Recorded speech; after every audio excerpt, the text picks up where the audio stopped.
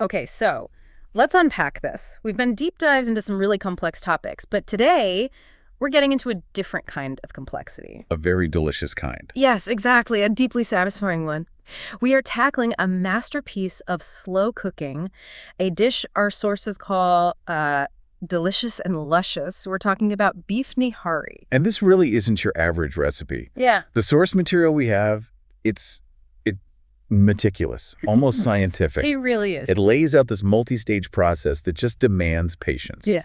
So our mission here is to give you the ultimate shortcut, not to cooking it, but to understanding it. To understanding the whole architectural genius of the dish. Exactly. Why every single one of these, time-intensive steps really matters. Because what immediately jumps out is that you can't just throw all the ingredients in a pot and wait. Not at all. The whole nihari process is really about 3 parallel activities. They have to run at the same time and then converge perfectly right at the end. You've got this foundational stock, then a highly customized spice mix, and then this really long slow cook. It's like kitchen choreography. That is the perfect word for it. It's choreography. And the moment you rush one part, the whole thing just collapses. Right. You're just disrespecting the dish. Yeah. So to really get it, we have to start at the very bottom. Build the foundation. And that foundation is the stock, the yakhni. So where does that deep base flavor even come from? It all starts with the bones. The source is very specific. 1.5 kilograms of beef marrow bones. Beef Nalli. The Nalli. Mm. And the marrow, it's not just there for flavor. It's really a delivery mechanism for richness, for a certain body that defines the entire texture of the final dish. Okay, so it's structural. And what about the aromatics that go in? I'm guessing they're pretty potent. Oh, yeah. For 4 liters of water, you're adding just a massive amount of flavor. Like what? We're talking 12 to 13 cloves of garlic, a big piece of ginger, 1 large onion, 4 pieces of star anise, the badian katai that gives it that deep licorice warmth, and 4 bay leaves, or tezpata. Wow, that is a powerful combo just for the stock. But this is where the patience part comes in. It is. For someone listening who's maybe short on time, is there any way to speed this up? Like, could you use a pressure cooker? I know it's tempting, but that 2 to 2.5 hour minimum, it's non-negotiable. Really? A pressure cooker would just fundamentally change the outcome. You need that long, low-flame simmer. Why, though? What is that slow heat actually doing? It's not just about tenderizing the tissue on the bones. It's about slowly, gently rendering that marrow and extracting all those deep, savory compounds into the water. If you rush it, you get a cloudy, thin stock. But if you respect the time, you end up with liquid gold. Okay, so liquid gold is simmering away, and that quiet time gives us the perfect window to talk about the real heart of the dish. The masala. The custom nihari masala. This is the flavor signature, right? Absolutely. The source is very clear. You cannot use a prepackaged mix for this. The whole flavor profile depends on freshly ground spices, and some of them are. Well, they're pretty unusual. Okay, this is where it gets really interesting for me. We're going way beyond basic cumin and coriander. Way beyond. So tell us about these unique spices that really define authentic nihari. Okay, so first you need 4 pieces of long pepper, or pipili. Sometimes it's called flavorful doras. Then 5 to 6 pieces of something called stone flower, or bot tree. Stone flower. I'm not sure I've ever cooked with that. Most people haven't. And they're both so critical. The pipili, the long pepper, it gives you the slow-burning heat that lasts, it's not like the sharp kick of a normal chili. Like a lingering heat. And the bot tree, the stone flower, it provides this crucial, mossy, earthy, almost smoky depth that you just cannot get from any other spice. So you're building this base layer of heat and earthiness that anchors the whole thing. What else goes into this blend? You add 1 whole nutmeg, or jaifel, 6 cloves, and 12 green cardamoms. For the high notes. Exactly, the sweet aromatic notes. Then come the bulk spices. Yeah. A tablespoon of whole black pepper, a tablespoon of whole coriander, a tablespoon of white cumin, 2 pieces of cinnamon, 4 tablespoons of fennel seeds, and 2 more bay leaves. That is an incredible amount of raw material. Now, the source says they have to be dry roasted first.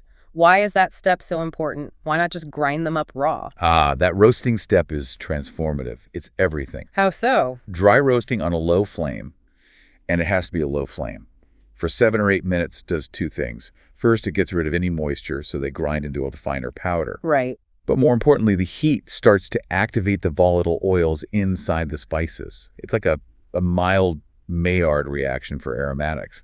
It deepens the flavor and makes them way more fragrant. So you're basically amplifying the flavor before it even hits the pot. You are unlocking its full potential. You get a profound depth that raw spices just can't give you. It makes total sense why that's a non-negotiable step then. Absolutely.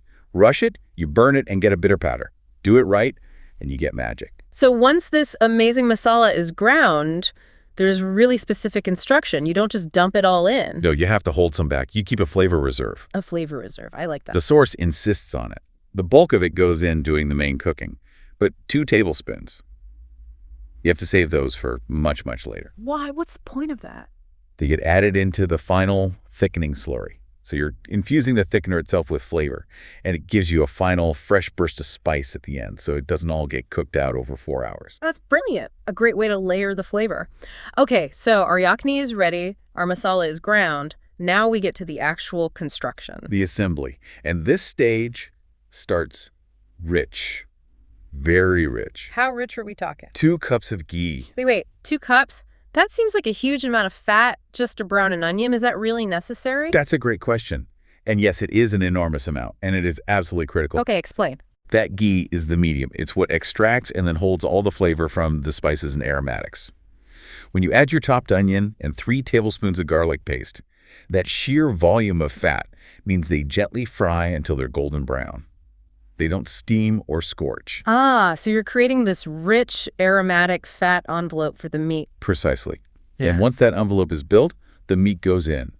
1.5 kilos of beef cut into large pieces. Large pieces to stand up to the long cook time. Exactly. You fry it until it's fully coated. And very importantly, those nalli bones we made the stock with, they go back in with the meat. Huh.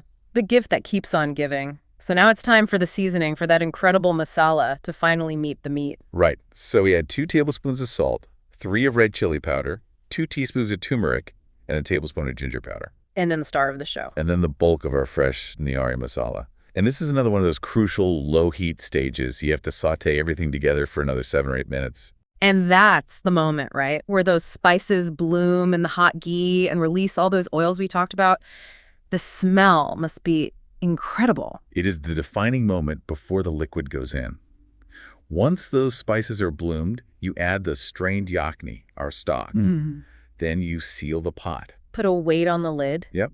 And this is where the real commitment begins. The whole thing gets cooked on dum, a very, very slow simmer or steam for 3.5 to 4 hours. 4 hours on dum. That's got to be just melting the collagen in the beef into gelatin, making it fall apart tender. That's the entire goal. Yeah. But right after this long cook, the source has this one procedural step that is just critical for the final texture. Okay. Before you even think about thickening the gravy, you have to skim something off. The oil, right? The tari. Why is it so important to remove all that beautiful, flavorful fat before you thicken? This gets into the science of it all. Yeah. If you leave that big layer of oil, the tari in the pot, when you add your flour, the fat will coat the starch granules. And flour needs water to swell up and do its thickening job. If fat is surrounding the granules, it stops that from happening.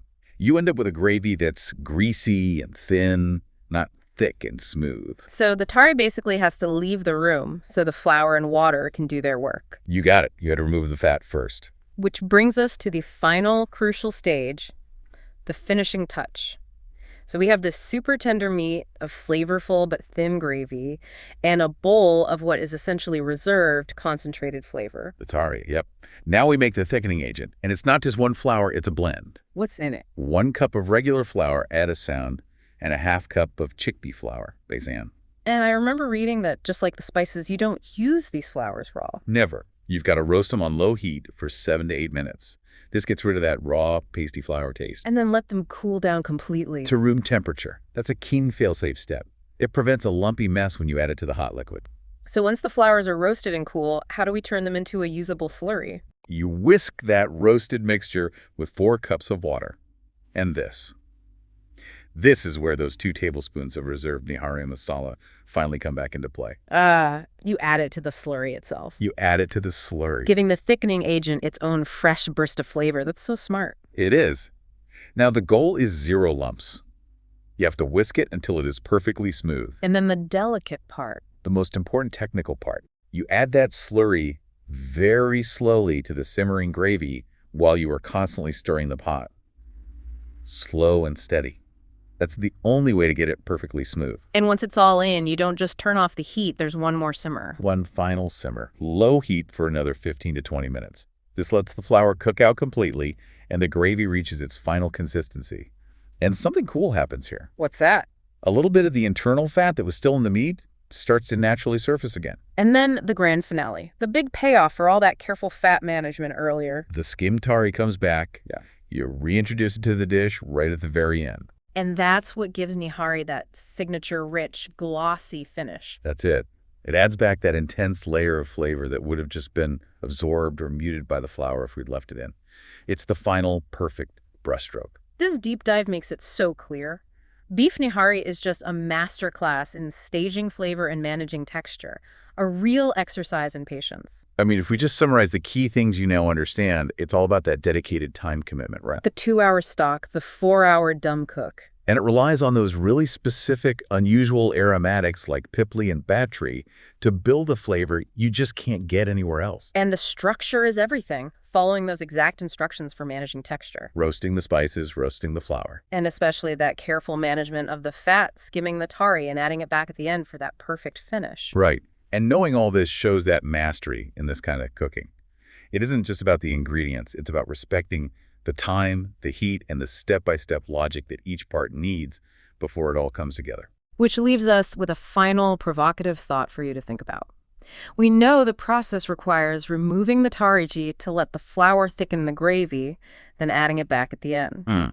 So beyond just preventing lumps, what might be the specific textural reason for this?